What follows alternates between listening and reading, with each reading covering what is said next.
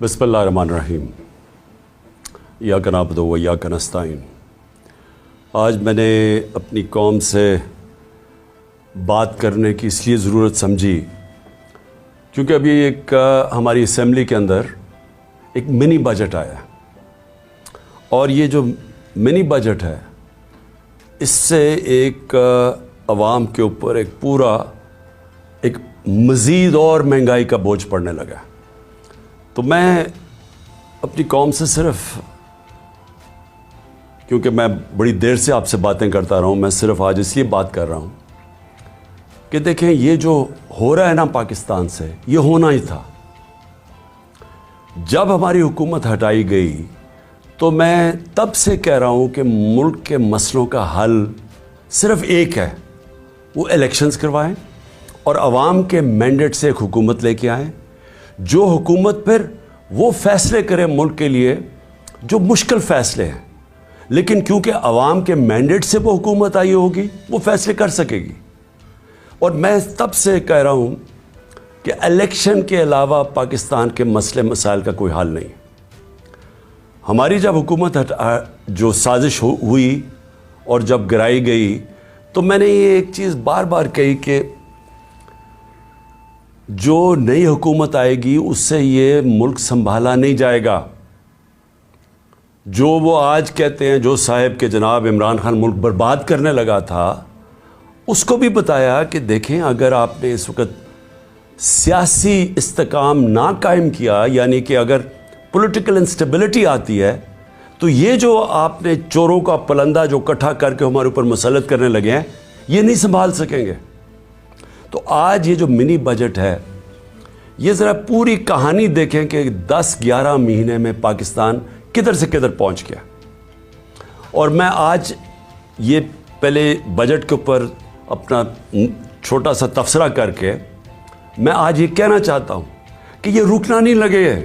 یہ ہم اگر IMF کی بات چیت مان بھی گئے، یہ ابھی یہاں رکنے نہیں لگا ہمارے ملک کا جو تیزی سے ہم دلدل میں پھنسے ہوئے ہیں اور پھنستے جا رہے ہیں۔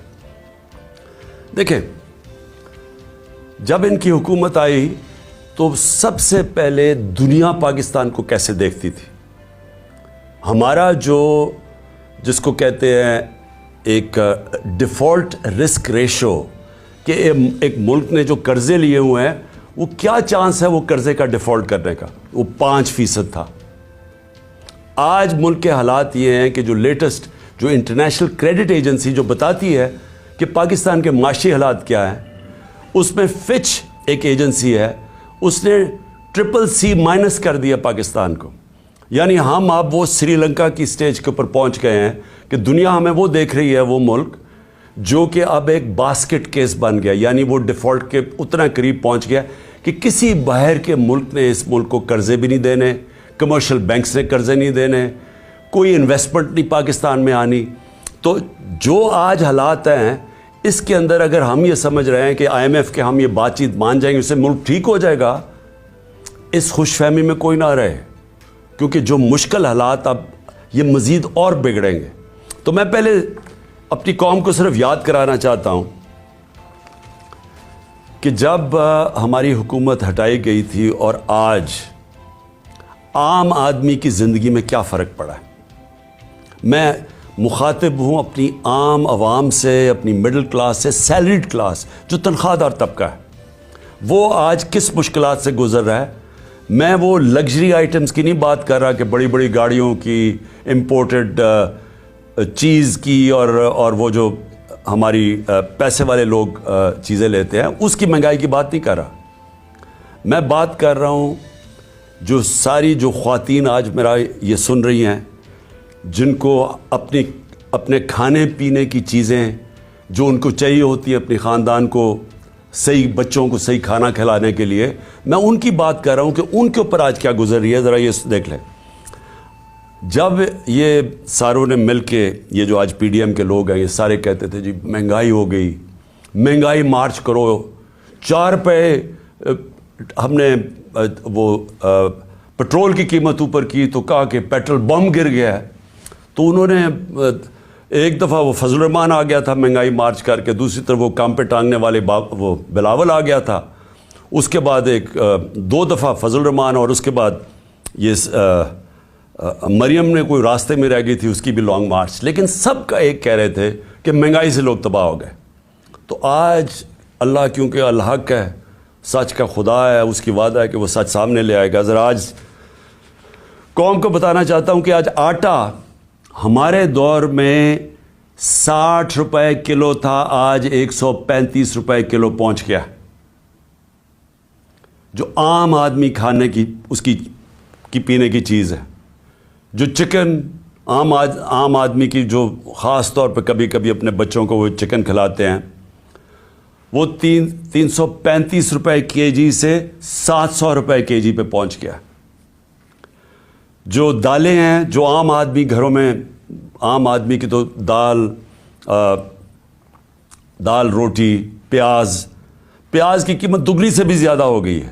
دالیں گئی ہیں 250 روپے کے جی سے 400 روپے.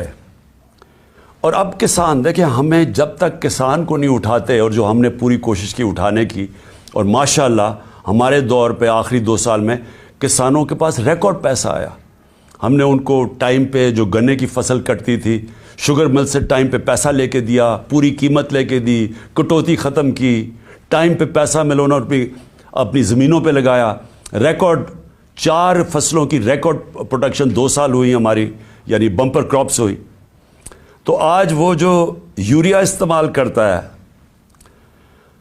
وہ 1668 روپے ہمارے دور میں تھا، آج یوریا گیا ہے 3000 روپے پہ. ہمارا جو پھر میں اور بھی چیزیں جو گھر بنانے کے لیے سریا لوگ استعمال کرتے ہیں، سیمنٹ استعمال کرتے ہیں، تو سیمنٹ گیا ہے 865 روپے سے 1062 روپے پہ. جو سریا استعمال کرتے ہیں وہ 2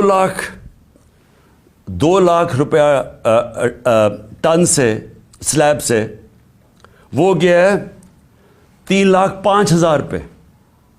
2 لاکھ سے 3,05,000 پہ.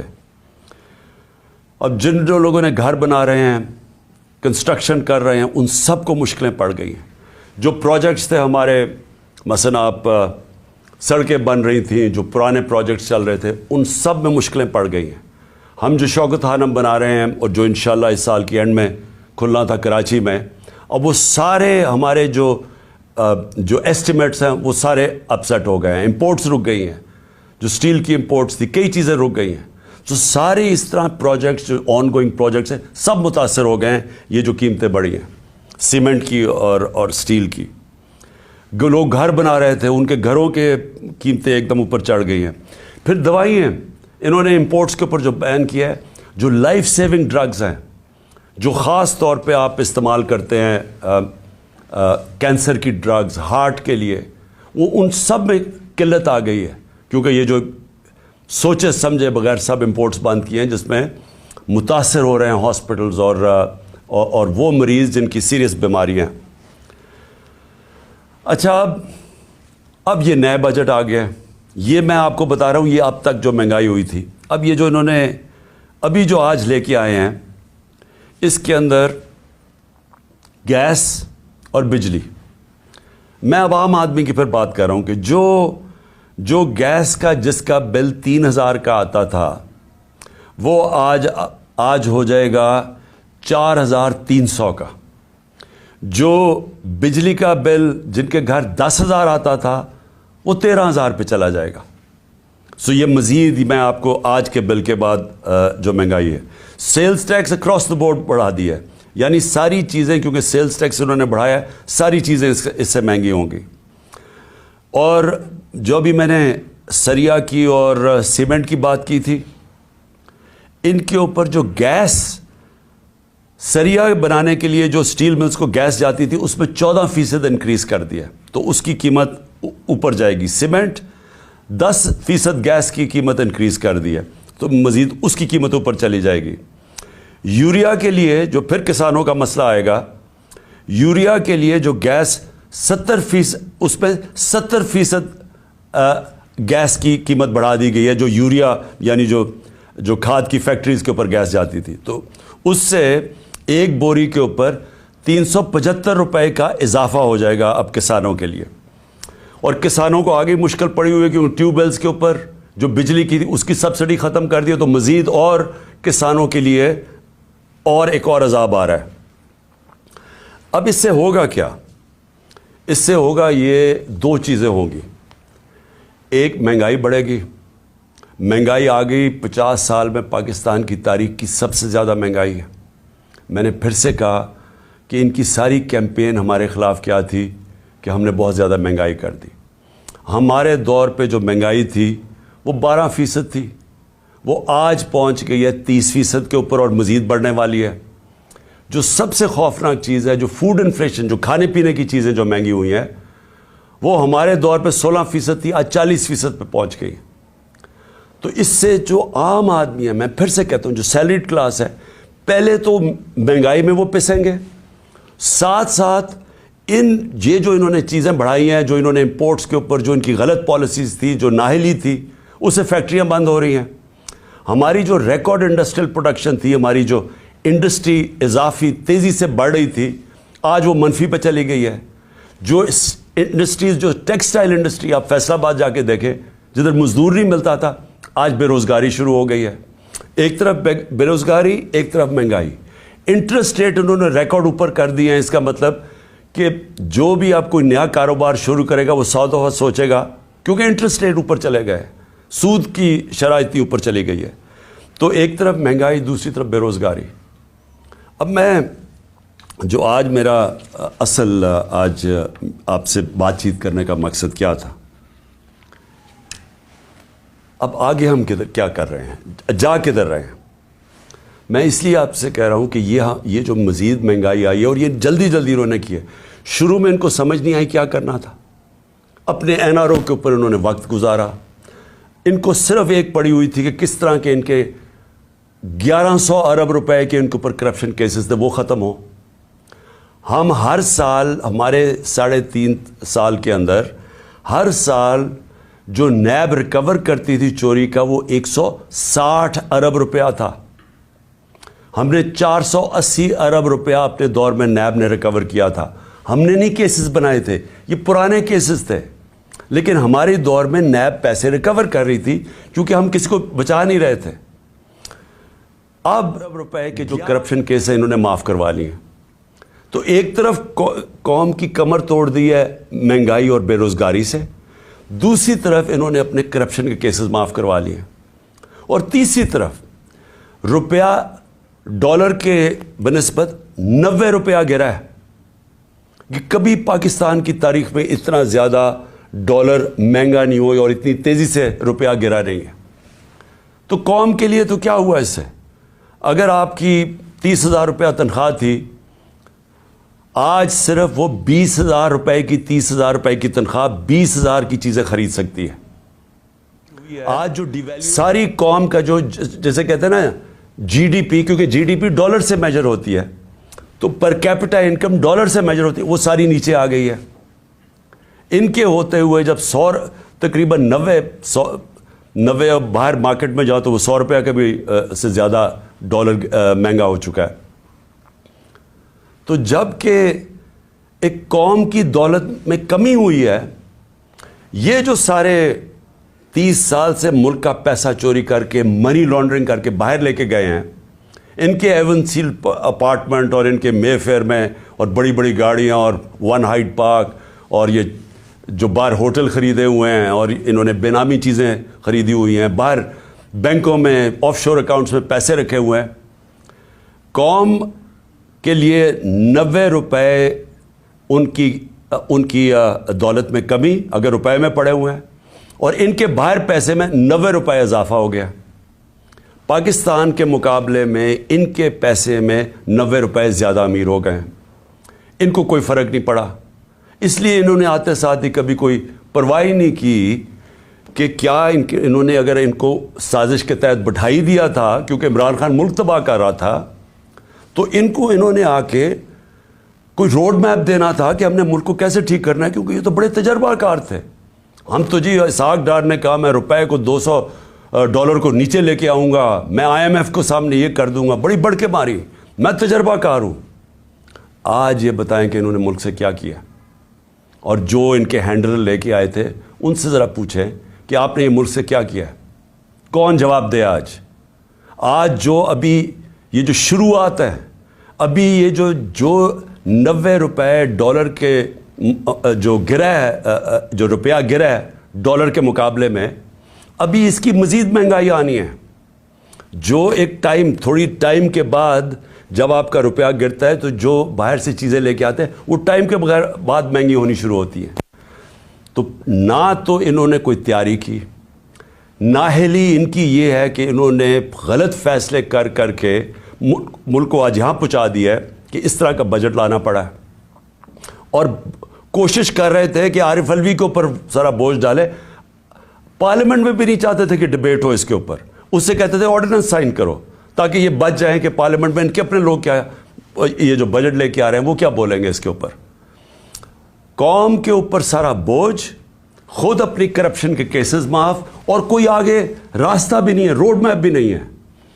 میں آخر میں یہی بات کرنا چاہتا ہوں کہ جو بھی ان کے بیکرز ہیں یہ سمجھ جائیں کہ ان کے پاس کوئی اگلا آگے کا راستہ نہیں ہے. یہ اگر سمجھ رہے ہیں کہ اس سے آپ IMF کے ڈالرز آ جائیں گے تو وہ یہ ایسے سمجھیں کہ یہ کینسر کا علاج ڈسپلن سے ہو رہا ہے, تھوڑی دیر کا تھوڑا سا آرام آئے گا, لیکن کینسر جب تک کاٹ کے نکالی نہ جائے یہ کینسر پھیلتی جائے گی, یہ قرضے بڑھتے جائیں گے, آمدنی سکڑتی جا رہی ہے.